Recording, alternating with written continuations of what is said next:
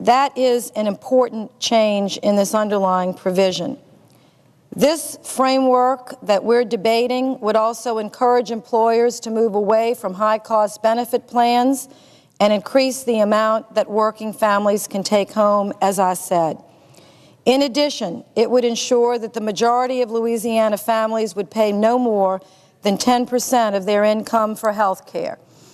That's still high, but it is not as high as the projections, which are today, if we do nothing, 60% of an average family's income in Louisiana will have to be spent trying to afford health care on the current trajectory that we're on.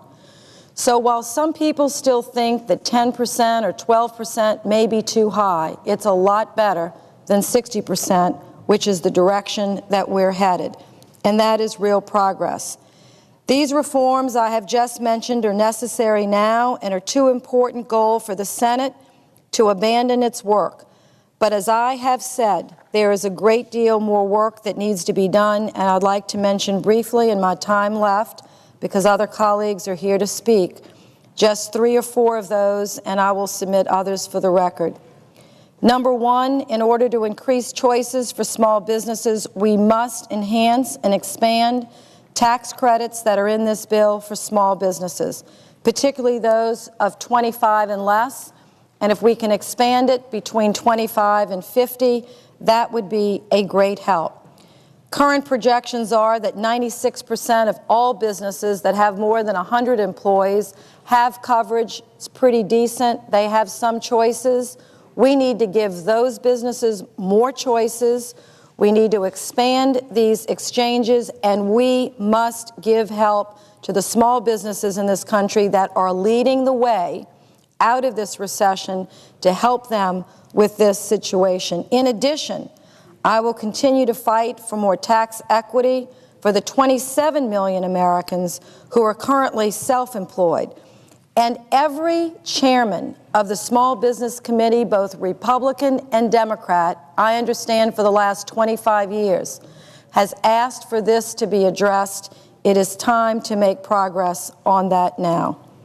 Number two, in order to really deliver our promise to hold down costs for families, we should think about in this debate focusing on ways to prevent premiums from being excessively raised between the time this bill is enacted, if it ever is, and the time it actually goes into effect.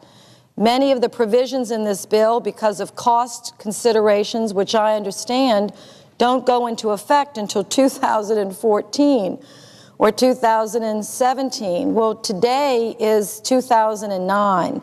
That's a long time between now and then, and we need to make sure that bridge is there, that safety bridge is there.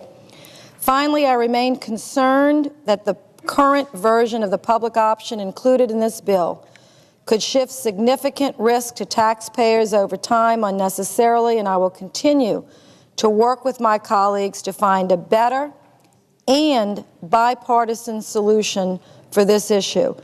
I've suggested that a freestanding, premium-supported, competitive community option, which would trigger on a date certain along the language that Senator Snowe has been advocating now for many months, if our private market reforms fail to work, might be a possible compromise.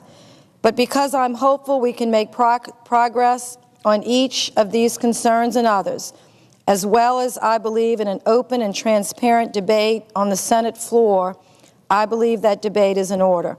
I stand ready to work together with my colleagues to fashion a principled and hopefully bipartisan compromise in the end to achieve what many people in my state need, what many Americans want, and which we, Madam President, really have to do our best to try to give them.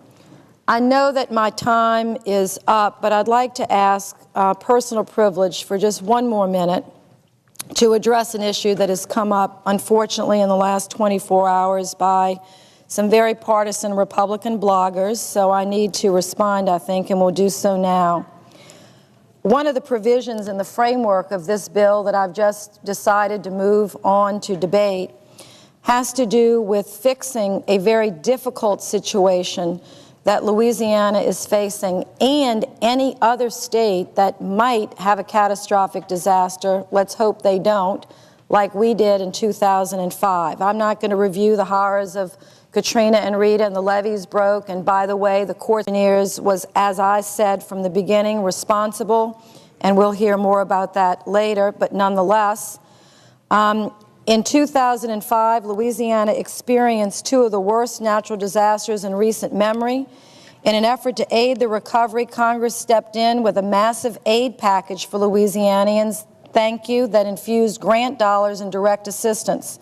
Some of these one-time recovery dollars, in addition to the increased economic activity, were calculated into our state's per capita income. The result, Madam Chair, has been that Louisiana's per capita income— Time has expired. May I ask for one additional minute? Without objection. The result, Madam Chair, is that Louisiana's per capita income was abnormally inflated. You can understand that. There were billions of dollars that came in from insurance and from road home and community development block grant. In addition, labor and wage cost went up because there was a constriction in the market, which any economist can tell you always happens after a natural disaster. And as a result, when we did the calculation under the law, it made us seem as if we were Connecticut and not Louisiana, like we had some kind of time overnight become rich. That is not the case, Madam President. Our state is still as poor as it was, if not poorer. I am not going to be defensive about asking for help in this situation, and it is not a $100 million fix, it's a $300 million fix. And it is the #1 request of my governor, who is a Republican, and it is unanimously supported by every member of our delegation, Democrat and Republican.